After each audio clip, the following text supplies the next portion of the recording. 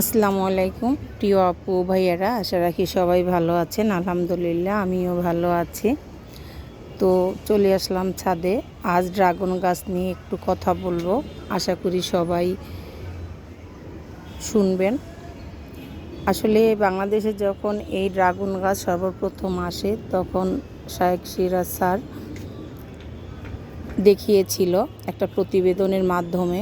তখন একটা ছাদে 2-3টা শুধু ড্রাগন, তো অনেক ঝোপানো ছিল না। তো সর্বপ্রথম তো আমি আসলে কখনো কল্পনাও করিনি যে আমি কখনো আসলে ড্রাগন গাছ লাগাতে পারবো কি না, বা ড্রাগন গাছ লাগালে ফল হবে কি না। আমি আসলে এগুলো আমার কল্পনার বাহিরে ছিল।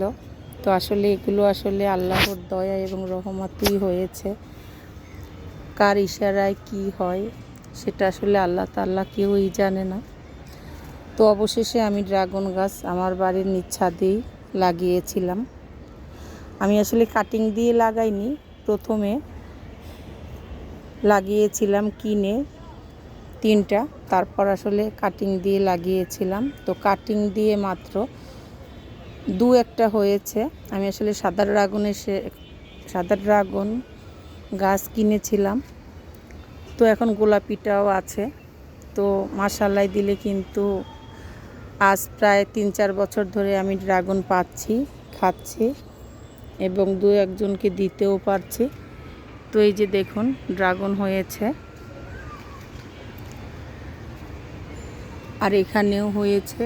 তো ফুলটা আসলে ফুটেছিল, আর ড্রাগন ফুল রাতে ফোটে, এটা আপনারা সবাই জানেন। আমি কিন্তু নিয়ে খেয়েছিও। তো এখানে 3টে ড্রাগন আসলে পেকেছে।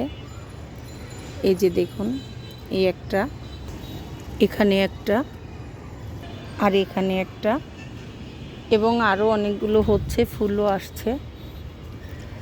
তো আপনারাও চাইলে যাদের বারান্দা আছে বা ছাদ আছে আর কাটিং নিয়ে লাগালে আসলে এগুলো যেহেতু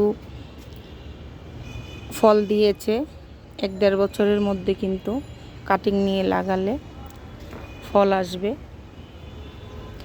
বেশি জায়গাও কিন্তু লাগে না, আসলে যত্নের উপরে। তো কার কার ড্রাগন খেতে ভালো লাগে বা ড্রাগন গাছ আছে লাগিয়েছেন অবশ্যই জানাবেন। সবাই অনেক ভালো, সুস্থ এবং নিরাপদে থাকবেন। আল্লাহ হাফিজ।